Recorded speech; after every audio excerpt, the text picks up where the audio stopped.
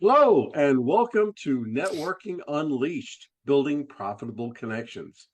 Welcome back to the show, folks. I'm your host, Michael Forman, and you're listening to the podcast where networking is more than just awkward handshakes and bad coffee.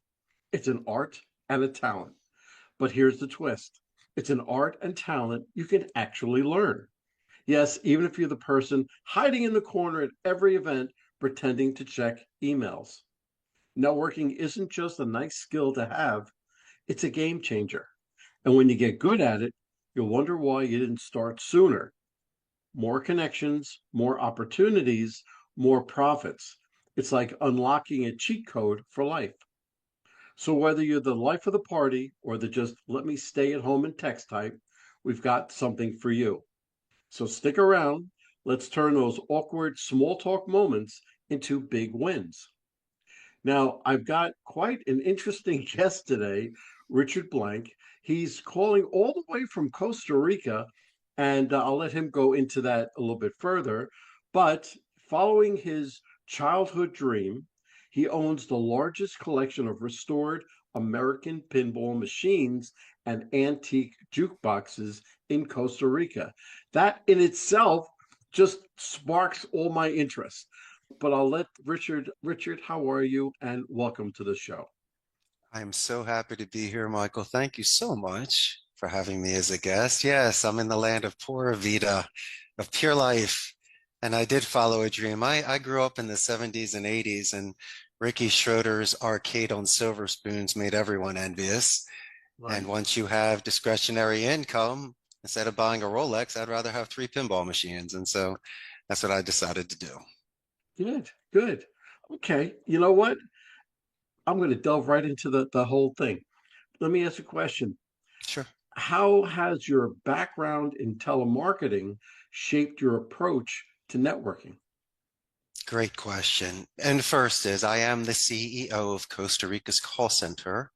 We're a dedicated bilingual nearshore call center located here in beautiful Central America, north of Panama, south of Nicaragua. And real quick for your audience, and there's no exam or quiz on this, but we're the only democratic society in Central America, no standing army. They put their money into education, 95% literacy rate, neutral English accent, best infrastructure in Central America, and companies such as Amazon, HP, Intel, and Oracle have made a very big name here. So we have a labor pool that packs a punch. And before we even got onto the podcast, you're like, what part of the world you call me from? And we're very close to the United States, just a couple hours flight from Yeah, yeah. Florida and mountain time zone. But, a lot of people either have been to the States, traveled, no family. We have a large expat community here. So we're very attuned to the North American market. Anyway, in regards to telemarketing and networking, I see it as a means to an end. AI, I think, is wonderful in regards to gathering, but they can never master empathy. And if they try, it's weird. I don't want a computer to hug me. Yeah. What happens is that people are used to chat, texting, and emails. We call that omni-channel non-voice. While today it's the actual reverse. Making a phone call might seem first class, top grade, going above and beyond. And if you want to talk about super old school, strangers or friends you haven't met yet, you're giving comparisons between being the life of the party and breakdancing in front of everyone compared to staying at home and sending texts, and both are good for you. But I agree with that. But there's times, Michael, when people need to shed some skin and they don't need to go all out and be the prom king and beat up the bully.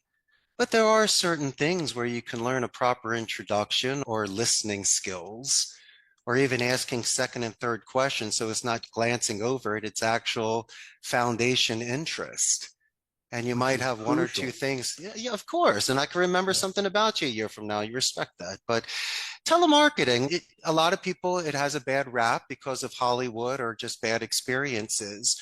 But I tell you what, and I'll make this quick, if someone is clever, rehearsed, does their due diligence, knows positive escalation so they can make nice around the company before speaking to the decision maker, it's a means to an end. You can make a ton of money And those that have that skill are extremely marketable. They'll never have to look for a job.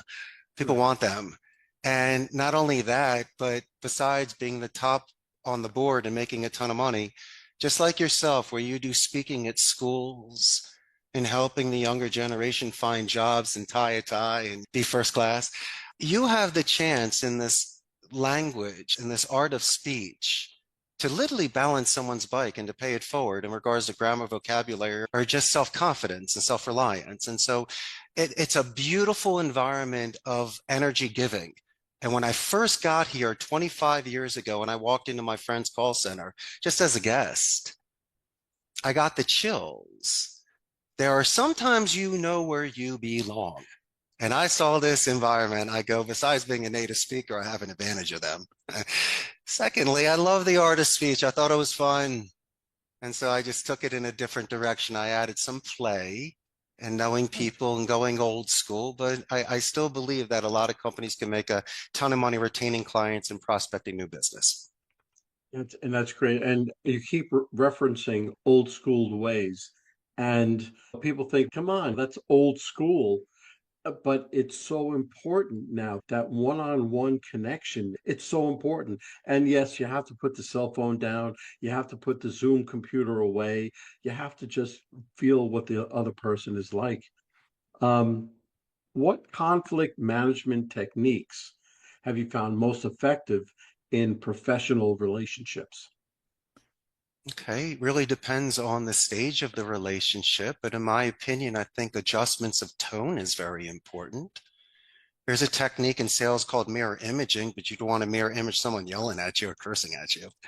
Right, But right, we have a technique called the buffer boomerang technique where I can name Michael, that's an excellent question. ABC is 1, 2, 3. Richard, what's 1, 2, 3? Michael, that's an excellent question. 1, 2, 3 is ABC. So you right. you readjust negativity, put it into positive, answer their questions. Don't be a child getting scolded by a principal or teacher. Come on, man, that's not fun. You need to buffer it. Michael, thank you for bringing that up. Calm you down for a second there, Right. buddy. But there's certain ways to earn your respect. And like a chessboard, you make certain moves and sacrifice certain pieces. Let's talk another strategy of conflict management. I don't like to say, excuse me, same message, different delivery. I'll say, Michael, for my clarification, was it ABC or 1, 2, 3? Don't say, I'm Right. sorry, excuse me. And also, the major thing people say is, how may I help you? But I said may. I know you did. But help, it evokes an ego defense. I think of someone sinking in quicksand and James Bond needs to save you. Depending on the stage of the relationship, Michael, use words such as assist. In the middle, it's guiding. And towards the end, it's lending a hand. Since English is their second language, we thrive in the thesaurus. We look at similes to expand their vocabulary, give them roots and branches so they're just not regurgitating the same word over and over again, which is just stale. They need to speak like a painting and be colorful to capture people's attention every 30 seconds, Michael. So we have checkpoints in these conversations. It's not a Glengarry Glen Ross 2-minute pitch where you close them. Sometimes I need these positive or negative reinforcements from people. And You said so something very important. tell me, You wanted to gain the respect of the other person and keep that respect. And as long as the person knows that's what you're trying, that you want to gain their respect, that goes such a long way. And in networking, there's a mantra: know you, like you, trust you, they'll do business with you. And know yes. you and like you, that's pretty simple because everybody knows you. You're a nice guy. Everybody likes you. Not everybody likes you. That narrows the field down just a little bit. But Mm-hmm. trust you, that's such a crucial factor. And the respect, the trust, it all goes hand in hand. Michael, Go sorry to ahead. interrupt real quick, but No. people will beat you for price and contractual terms or Yeah. whatever. But if I come into your office and I speak to Judy prior to meeting you, and I mention how amazing this assistant was, or how Billy in the IT department, I was talking to him having coffee this morning. I didn't know he went to Penn State, but a nice guy. He's a football fan.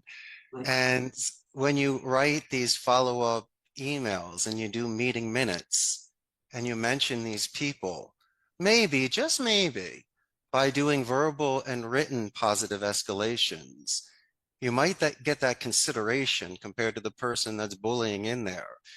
Why am I telling you this? Because the majority of the clients that I've closed where I've beaten out the price in the Philippines and India, they said, Richard, I love the way you spoke to Judy. You know you're going to be working with Billy. And look at that relationship you have prior. You wiped your feet. You asked permission. And you knew your please and thank yous. And when I do things that are outside of the box, where it's like chum in the water with sharks, and you and I need to sometimes bite our tongue, be reserved, or suck in our pride to earn it. I don't want you to do that, brother. I know what you're worth. You shouldn't have to work for free or beg for their business. It should be done on merit. And I tell you what, if a client says to me, I can get it for half the price, I go, listen, Michael, if my person can do twice the amount of calls in an hour, they can, but the metrics say they can't because it's a 5-minute talk time. Can't do 30 calls an hour. But if it's lead generation or sales or retention, and I believe that through merit or old school training like you and I do, where we call the balls and the strikes, that gives winning teams. That makes a difference. Come on, where's Rocky without Mickey? You Yeah, got to give Mickey absolutely. credit and even Adrian and give the team credit. And so when people look at me, I go, you're damn right. I moved from Philadelphia to Costa Rica. I'm bilingual. And I started my own call center. That's the kind of cat you want. That's raw. Or you That's can go to raw. the B company where they don't even know you. So You're a go with the number. home run king. Yeah, man, go with me. And you'll get the sort of attention that you're looking for. And so, mhm, Absolutely. Okay. How can customer support principles be yes, applied to networking strategies? Customer support principles. That's what you're all about. yes. It's listening. I don't know what you know. I know what I know. And so the more that I let you vent, oh, and I have some interesting advice for you. Profanity. What do you do, Richard? I tell you what, if it's like the cartoons where steam's coming out of their ears and they're saying, Right. F this, I'm frustrated with that, let them curse. And then I'll go, Michael, you done? And then I make you feel guilty. And then you Right. go, yeah, Richard. I go, yeah, sure, you can curse 3 more times. I won't hang up on you. And then the relationship we have after you apologizing to me, we get super straight and then we can walk calmly and resolve your issue. But if you curse at me, you get a warning. And secondly, we kill the call. But listen, there are certain times you will be speaking to someone on the best or the worst day of their life.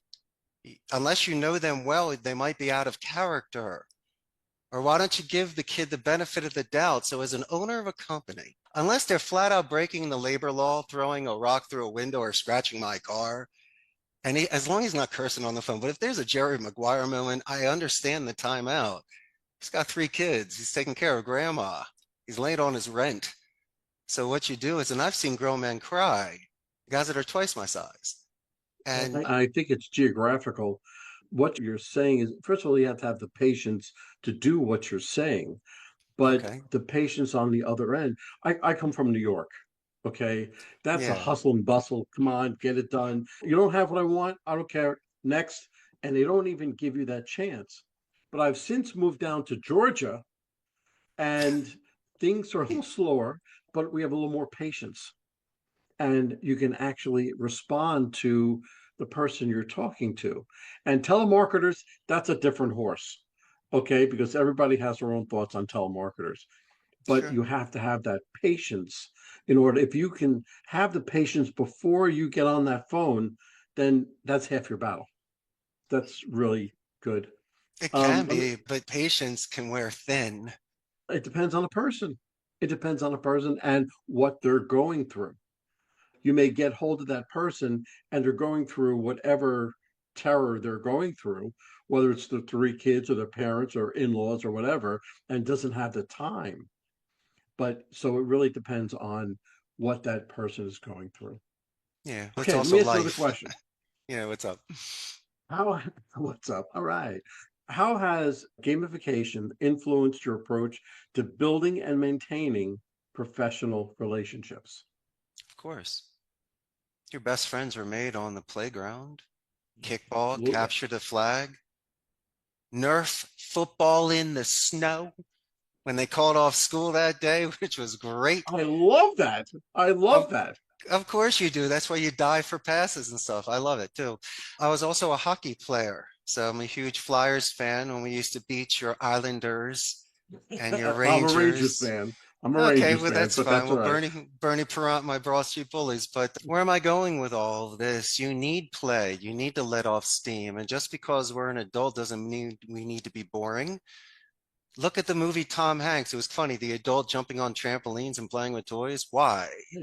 Because Yeah. we have responsibilities. And so I tell you what, many things happened. First is one man's trash is another man's treasure. Arcades are going out of business. So I would look on Mercado Libre and I'd see some guy selling some game room and I'd drive 3 hours to Perez Zeledon with a pickup truck and three of my buddies and a wad full of 20s, right? No, ready to buy. And it was great. People were just giving them away. And you could get a machine for under $500, spend a couple dollars to replace certain placas, certain memory cards, and the screens. And now you're sitting on a $5,000 machine.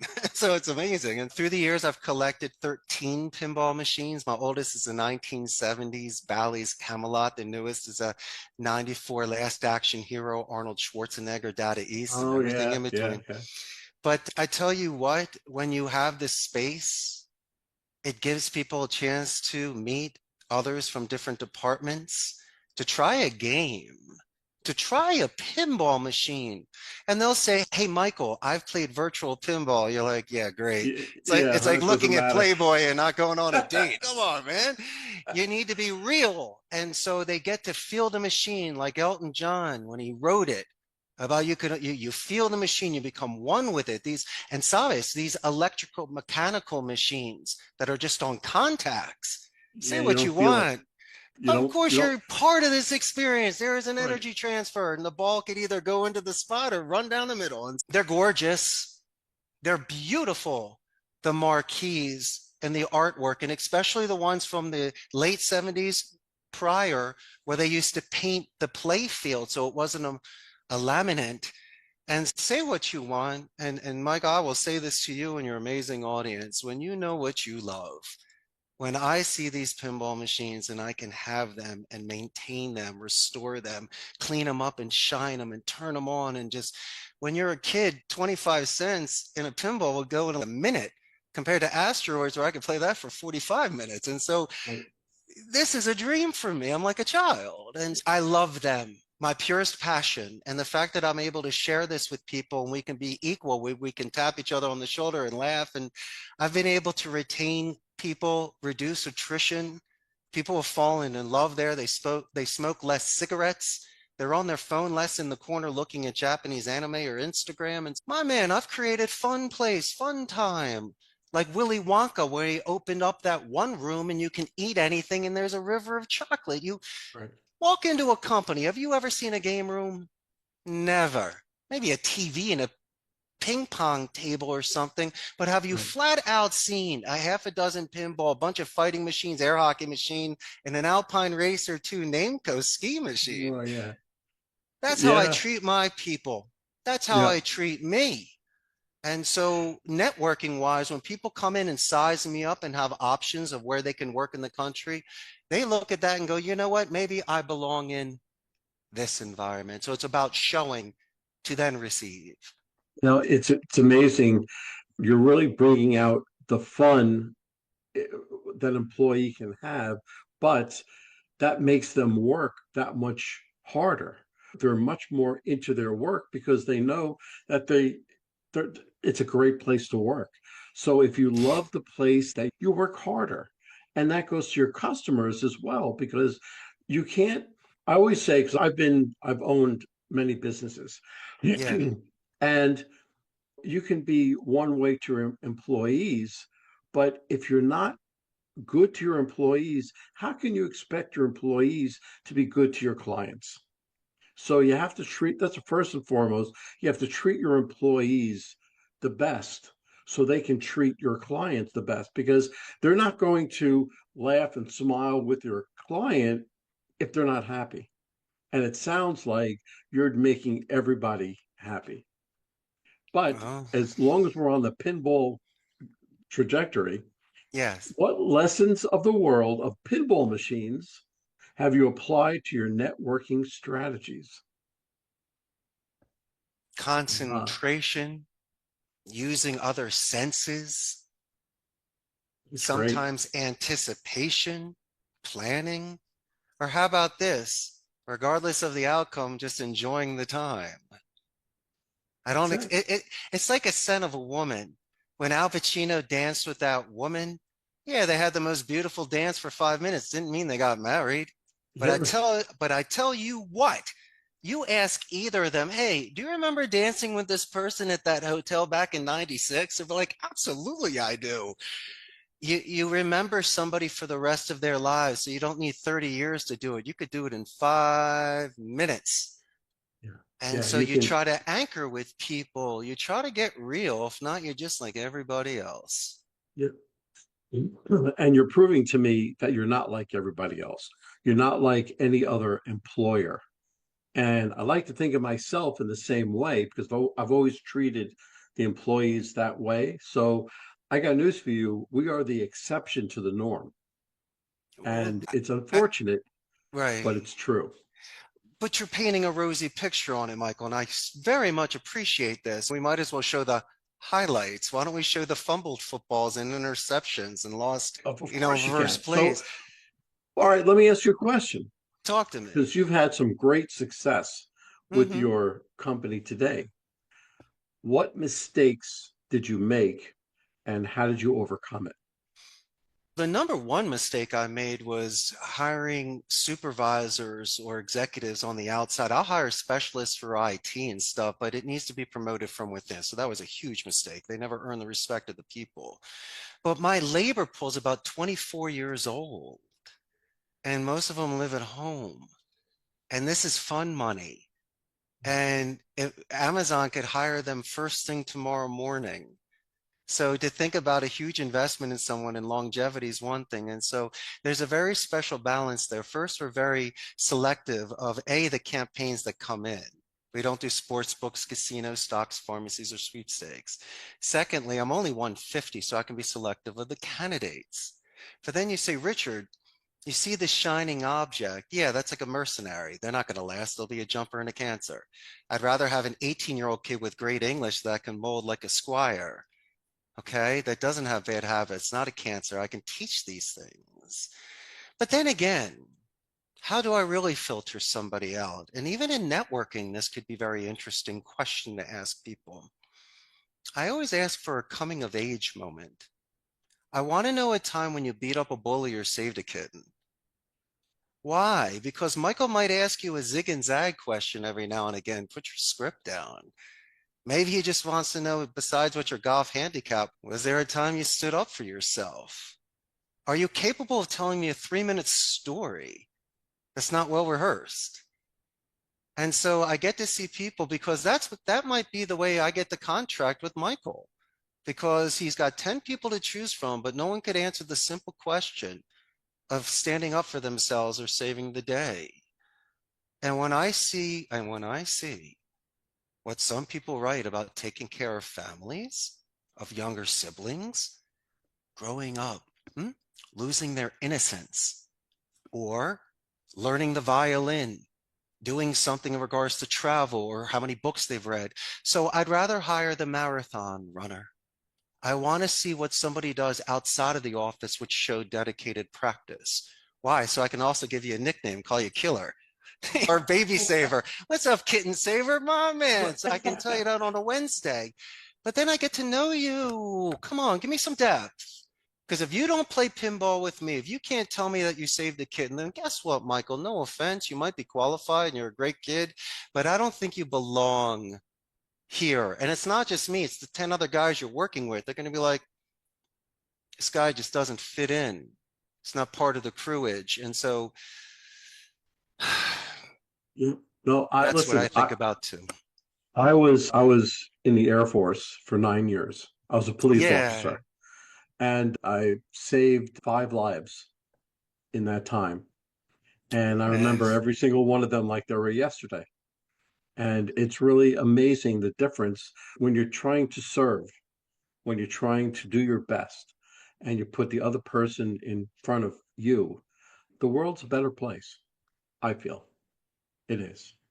Thank you for your Um, service, 9 years. And we nine use the years. military alphabet at the end. Why? Because gentlemen like you've served. So instead of the call ending, now we're talking about the Air Force in Colorado Springs, the Air Force Academy, and how awesome, and Top Gun.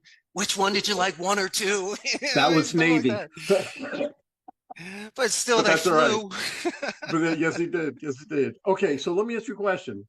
Tell me. Your top motivation that you give to your employees. Your top motivation. Mm, guilt. I let you know that you're better than this and you're out of character. And come on, you Okay. did 44 the other day. What's going on? And I also say, listen, you saw me last week. I showed up on time. You saw me last week with 3 clients. You even sat in on a business meeting. And I'm not going to tell someone to tie their shoes if mine aren't tied, but I'll also see the best in you. So I'll usually point something. Well, I usually ask for your permission. May I make a suggestion? So now we're straight. And I'll usually do it over coffee. So it's not like I'm going to grill you, but I will grill you. And then I'm just going to mention how amazing you are. Then I'm going to mention about what I saw. And then I'm going to put myself in there too. And then I'm going to be quiet and just keep making faces at you until you say you're right. And then you're going to start telling me about things that are happening at home and just things you never knew about. So I can let off that steam so I don't lose you that day. What do you want to review script or have me start quoting books from Zig Ziglar or Tony Robbins and stuff? Here's the thing about people like that.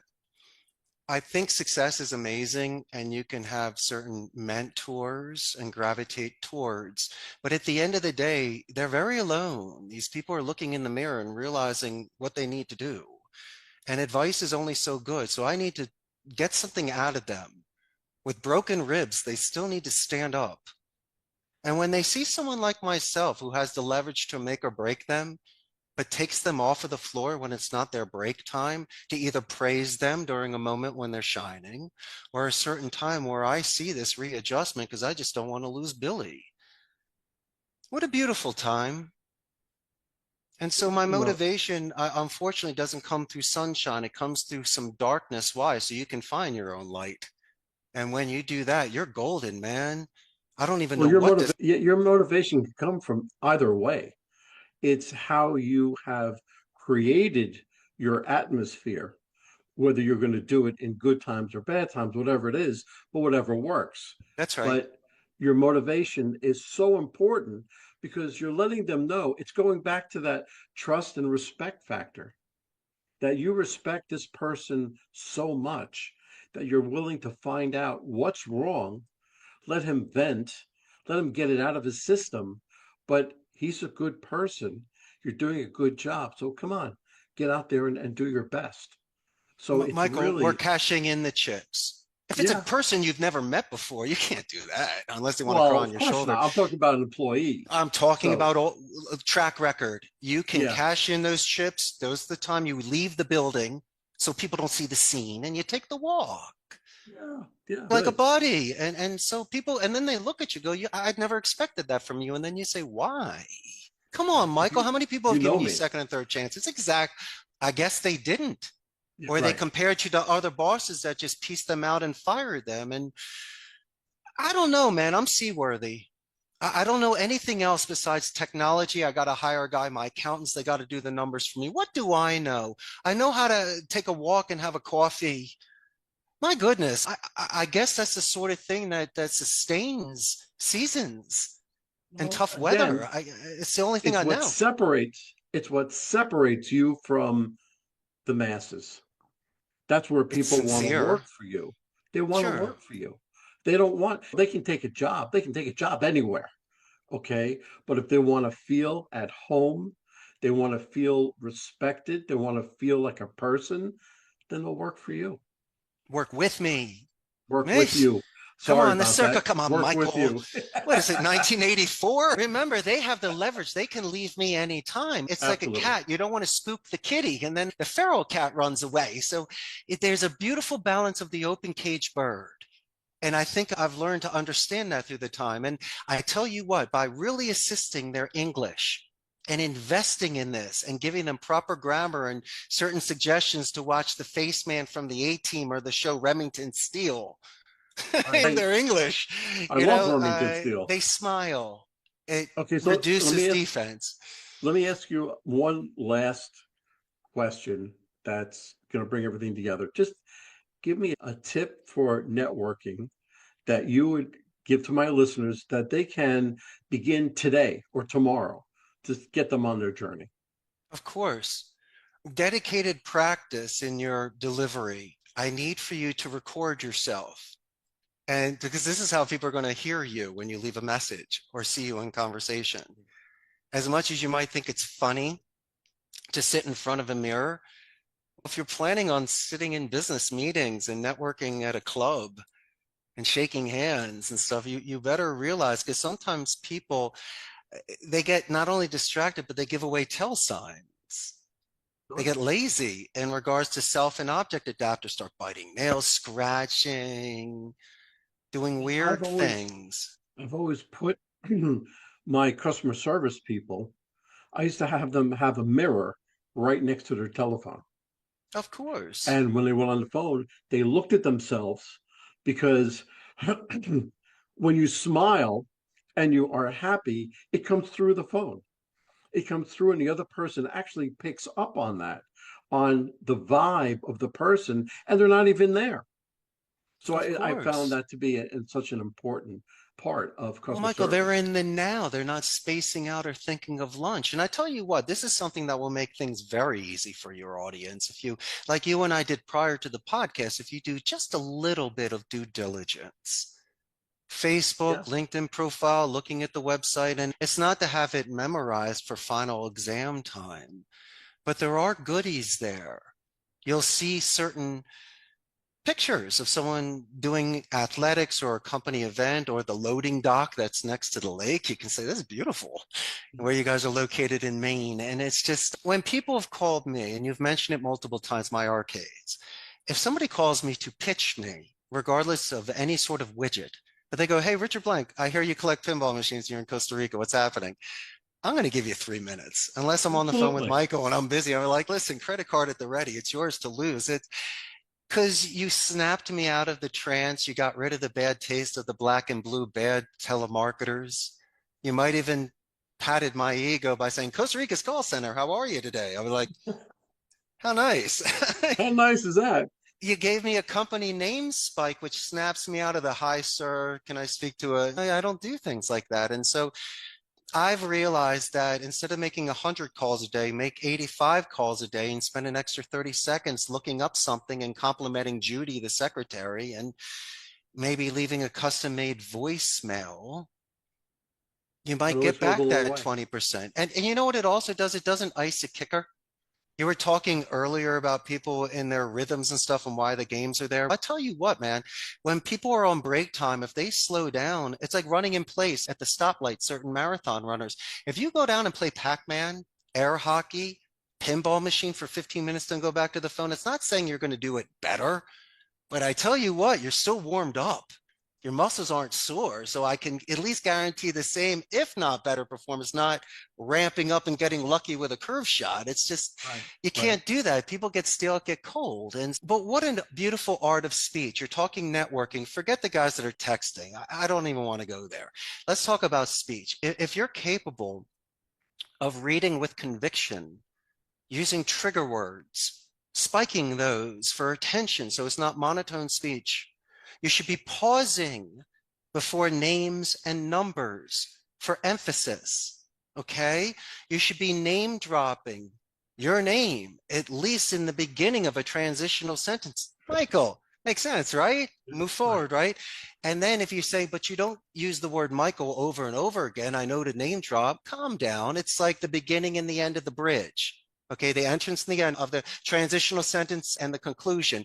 But in the middle, why don't you just emphasize the personal pronouns, the your, are.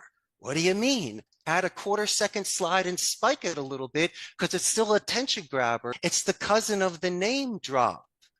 Do you understand? And if you can do these things every 30 seconds, it gives you such balance and movement. But Richard, 2 steps back. Yeah, brother, you got to sacrifice pieces. But I'm moving 7 steps forward in this 30 seconds because I was able to checkpoint the fact of this. ABC, we checkpointed and moved it forward. Now, I have something for you. Sure. And you talk about target paralysis in the Air Force, where you focus on the trees or the mountain, you hit something. People will get target paralysis on the phone.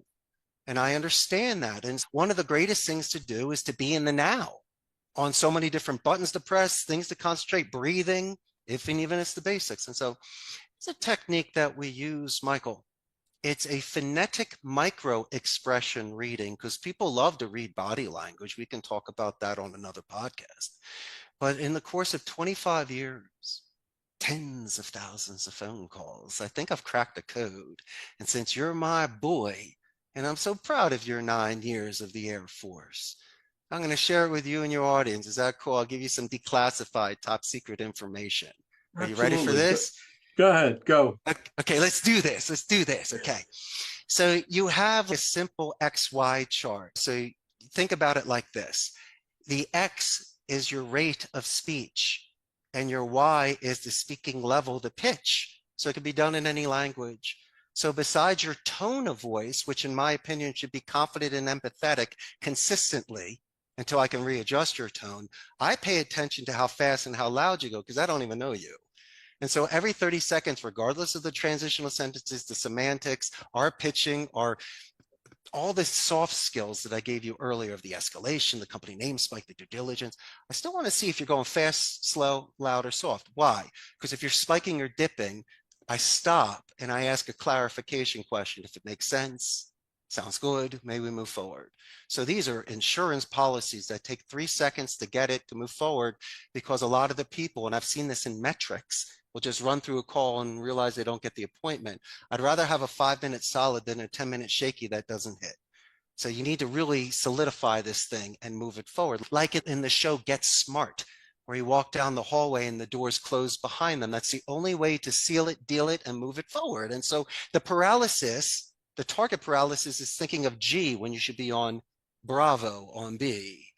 And so I'm trying to get these people to focus on, besides carrying this weight, you can mentally, after 3 weeks of practice, it becomes habit. You become very lucid in regards to this micro expression reading. But then you say, Richard, yes, Michael, can't the tone, rate, and pitch be manipulated? Of course it can. But guess is one thing you cannot manipulate: the duration. The beauty of phonetics is without silence, you don't have the sound. So I study even more of a higher level, the silence time, compared to how your tone, rate, and pitch is, or even your word choice. Why? Because someone like yourself, who's part of the police, Air Force, and had extensive training in interrogation and psychology, realized by the 3rd or 4th question of me cursing at you, flicking the cigarette, yeah, copper, you got nothing on me. All of a sudden, when you show the evidence, look what happens in regards to that answering speed. Either it takes an hour for them to start crying, or they start crying immediately. And so that cannot be manipulated subconsciously. So if you are capable in this controlled environment of 160 hours a month, 300 phone calls a day, to, besides doing your job, to crack this code in regards to being very focused on rate, pitch, and duration, to know when to ask these questions, you will reduce your talk time from a 10-minute to a 7-minute call, and your conversion ratios will go up about 30% because you're cutting fat. You're reducing rabbit holes for my clarifications compared to I'm sorry's. And here's the best part: the military. Come on, Michael. Emails bounce back. You got to be kidding me.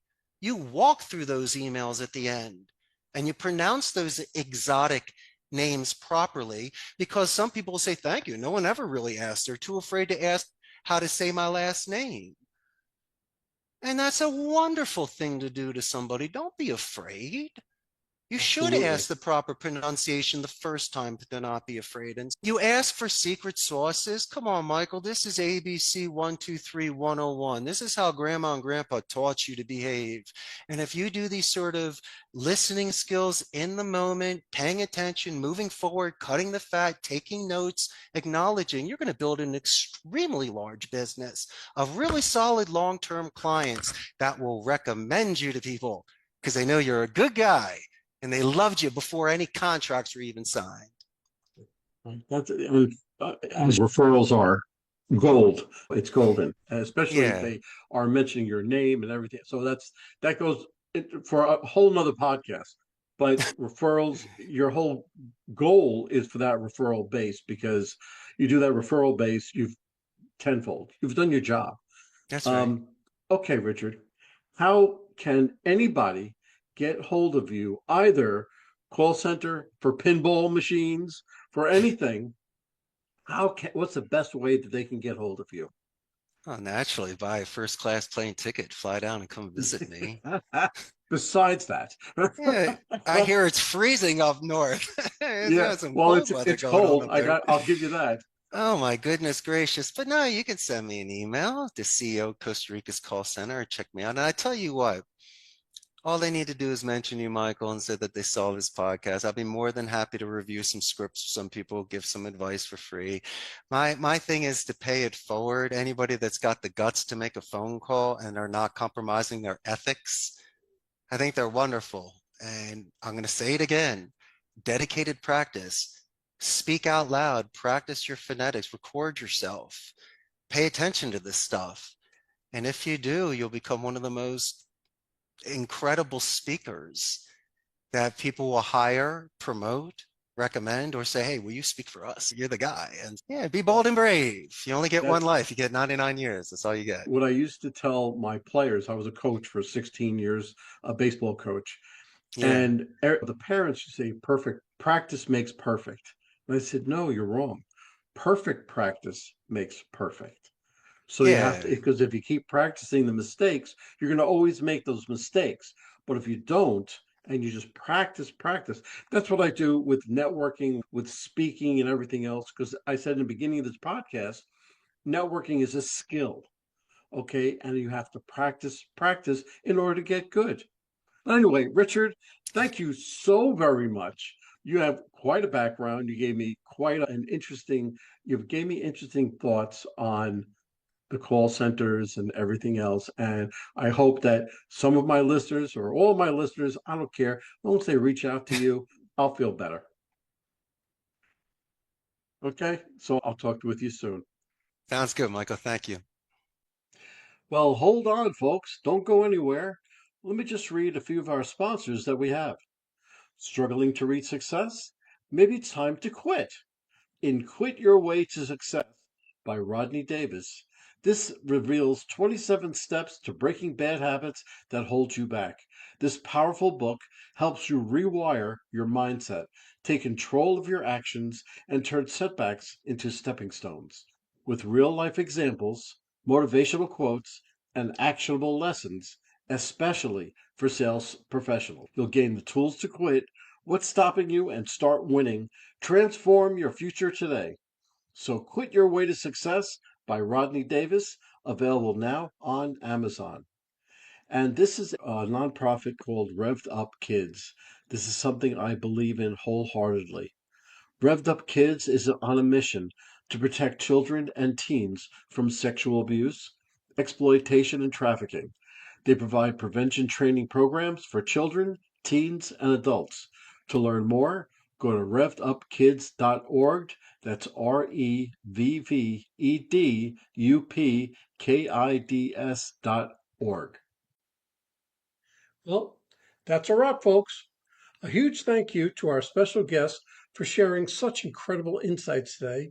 And of course, a big shout out to you, our amazing listeners, for tuning in and spending your time with us. Remember, networking isn't about being perfect, It's about being present.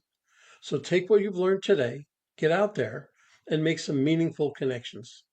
If you enjoyed this episode, don't forget to subscribe, leave us a review, and share it with someone who could use a little networking inspiration. Let's keep the conversation going. You can find me on Apple, Spotify, YouTube, or my website, michaelaforman.com. Remember, until next time, keep practicing, keep connecting, and keep building those relationships. This is Michael A. Forman signing off. Take care and happy networking.